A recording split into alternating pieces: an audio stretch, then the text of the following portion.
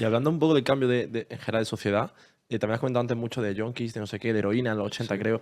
¿Cómo afecta? Porque al final tú has visto por muchas generaciones, ha habido drogas que han sido muy, digamos, muy mainstream en esa época. Sí. ¿Eso afecta a la sociedad? Es decir, hostia, en los 90 todo el Estaban mundo muy se drogaba con asociadas esto. las drogas Sí, con sí, sí, las las drogas pandillas. está muy asociada a los macarras, luego también muchos trapicheaban, ¿no? ¿Cuáles eran las típicas? Pues bueno, las típicas drogas, pues empieza a llegar el trippy, ¿no? El perro sí, Iñaki. Sí, soy. Los trippy, digamos, así años 60, y la heroína empieza a llegar pues a través precisamente de los pijos, ¿no? De los ricos, porque era una cosa que no todo el mundo tenía acceso. Los tipis, que es un LSD. Exactamente. Trippy viene de trip, ¿no? Que trip es viaje, Viaje. y son cartones que le echaban LSD. ¿En qué año? Pues eso ya es a través de un boom enorme del SD en los años 60 en Estados Unidos sobre todo. Entonces, Eso es época hippie, ¿no? época hippie, pero bueno, se seguían tomando los trippies, yo imagino que todavía se tomarán, y era una cosa de punkis también muy común en los 90 y 80 y tal. Y bueno, luego pues el hachís, la marihuana, y luego la cocaína, pues sobre todo en los 80, y la heroína pues llega, y a finales de los 70 empieza a tener un particular boom, ¿no? Realmente la heroína ha sido la droga que más daño ha hecho, ¿no? A una de las generaciones, porque realmente ninguna, ni los triples, ni la marihuana, ni casi la coca, ¿no? Sí, no, totalmente. El trippy te puede dejar esquizofrénico y cosas de esas muy terribles, pero la heroína efectivamente Hizo daño a la generación, hizo ¿no? muchísimo daño porque mató a mucha gente, encima se mezcló con el tema del SIDA, ¿no? Entonces ya tremendo, ¿no? Y además es una droga que es muy adictiva a nivel físico también, ¿no? Entonces tiene unos efectos muy negativos, pero es curioso que nosotros, pues, al ver eso de fuera, ¿no? Pues decimos, ay, este tío está fatal, ¿no? Pero realmente ellos lo toman porque realmente la heroína pues viene del opio y tal, y es una droga que por lo visto pues te deja muy a gusto, muy tranquilo, ¿no? Te quita como la ansiedad, te quita el malestar, ¿no? Y entonces, por eso es lo que buscan ellos. Nosotros lo vemos de fuera ahí, como vamos caminando ahí y tal, pero es lo que ellos buscan. Y es curioso que, bueno, en los años 90, pues la gente de mi generación, que podía ser callejera y que tomaba drogas y tal, no se le ocurría tomar la heroína porque ya todos veíamos los efectos que tenía, y era una cosa pues, que era la cosa más desprestigiada que hay en el mundo. Yo creo que lamentablemente también es un toxicómano de ese tipo, ¿no? La gente le desprecia, entonces nadie quería tocar la heroína, ¿no? Y las pandillas, o sea, había ciertas pandillas que, no sé, que traficaban con ciertas drogas. ¿Estaban muy asociadas alguna con alguna? Sí.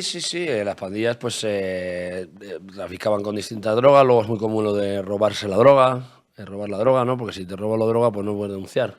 Entonces eso es lo que se llama los vuelcos, ¿no? Por eso siempre hay espacio para las mafias. Cuando algo es ilegal, pues lo primero que va a hacer alguien es robar, y además también muchas veces extorsionar. Y entonces yo te puedo robar y tú no puedes llamar a la policía. Entonces yo soy más chulo que tú y demás. Y entonces hay toda una redes de vuelcos que se llama volcar, ¿no? Robar, que iban desde, pues te robo los porros a te robo 30 kilos de cocaína.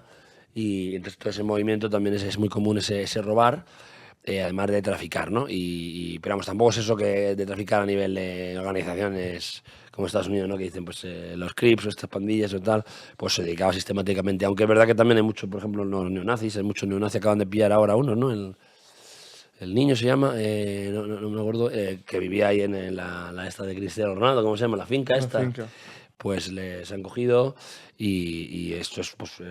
Pero ¿cómo que vivía ahí? Vivía ahí porque estaba traficado, digamos, y entonces vivía en un pedazo de casa ahí en esa finca, que es como muy cara, ¿no?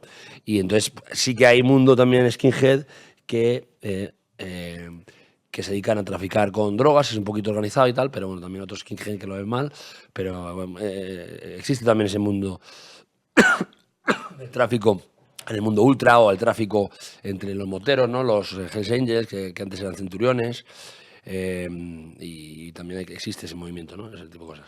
¿Y cómo lo hacían? Es decir, ¿tenían que ver con los porteros de las discotecas? ¿Por dónde empezaban a posicionar? Bueno, los porteros de discotecas es interesante, a mí me fascina eso, la verdad.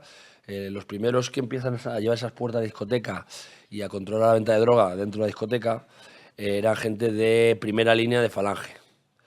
Gente del estilo del Búfalo, que era un famoso, un tío muy simpático, que era un famoso pues, personaje que venía de Falange, ¿no? Falange... Me sabe un poco mal, perdón que te corte, porque No. tienes muchísimas referencias un poco antiguas y sé que nuestro público tampoco lo va Claro. a pillar mucho. Habrá gente que sí, que se lo va a disfrutar muchísimo porque Sí. el 90% de las cosas se las sepa, pero tendrá que ser gente más mayor. Sí, luego están los Miami, entonces ven esa gente que eran unos tíos chungos del mundo facha, contra las discotecas, y luego los Miami, que han hecho una serie ahora, ¿no? Sí. Pues eso yo creo que sí lo conocerán, pues era ese rollo, luego estaban los iraníes, estaban unos argentinos, y eso es controlar la puerta de discoteca, decir a un tío, yo llevo la discoteca, la seguridad aquí, y me pagas, y encima controlo y vendo la venta de drogas, ¿no? Entonces, bueno, pues los Miami estaban metidos en ese mundo, y bueno, iban con unos perros de presa que los sacaban de un criadero muy famoso que había ahí en Vicálvaro, y bueno, se dedicaban a... ¿Qué tipo de perro era? Eran generalmente presa canario y pitbull.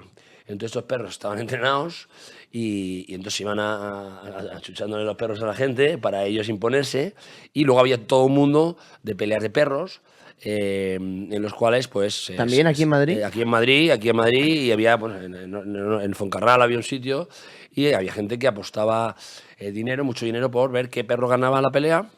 Y eso es un nido de delincuencia absoluta. O sea, ese mundo en el que había esas peleas de perros, ahí estaban traficantes, sicarios, gente que se iba a los vuelcos, o sea, ahí donde estaba el ambientillo, Ahí podías bueno, ¿no? encontrar ¿Qué? ya el Corte Inglés de La delincuencia. Sí, sí, malo, no, tú podías ir a un sitio de esos, a un criadero de esos, y pedir que quiero matar a un tío, que es una paliza, quiero cobrar una pella, quiero tal. Entonces ahí había mucho movimiento de delincuentes, vamos, delincuentes los más chungos, pues iban todos ahí, y los Miami salen un poco. ¿Y peleas de gallo había aquí en Madrid? ¿o Pues no? peleas de gallo no lo sé menos, ¿no? Yo sé que en los pueblos de Madrid sí que lo he visto, hasta lo he visto yo, ¿no?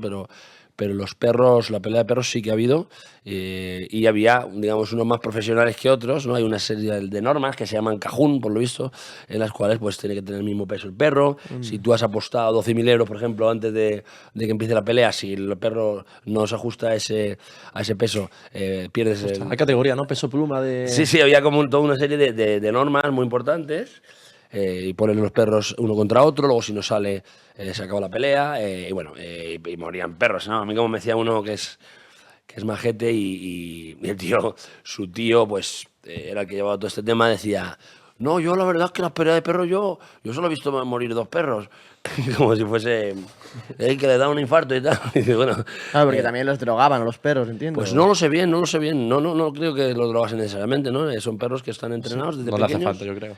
¿Qué hacen esos perros? Me lo cuenta el Panamá, que es un amigo mío, que estoy haciendo un libro con él, y entonces me dice, el perro lo que tienes que hacer es meterle caña, entre comillas, es decir, no, o sea, coger, y el perro solo puede tocar a tus hijos y a tu familia, ¿vale? Y a los niños. Pero cualquier persona que no sea de ahí, incluso un amigo dices tú, venga, métele un susto al perro. Entonces, cada vez que se enfada el perro, entonces tú le das un premio. Dice, pero el problema con eso, dice, es que como saques ese perro ve a un señor a 300 metros y es como un conejo para él. Entonces, Qué locura. Claro, entonces el perro ese como... O sea, es premiado cuando se enfada, ¿no? Exactamente, entonces luego todo el que no sea la familiares, los niños y tal, pues dice, y ya lo peor es cuando huele sangre, cuando muerde uno, y estaba una vez dando un paseo pues, de madrugada y de repente veo que el perro está mordiendo como un chaquetón. Y dice, que no era un chaquetón, que era un pobre hombre.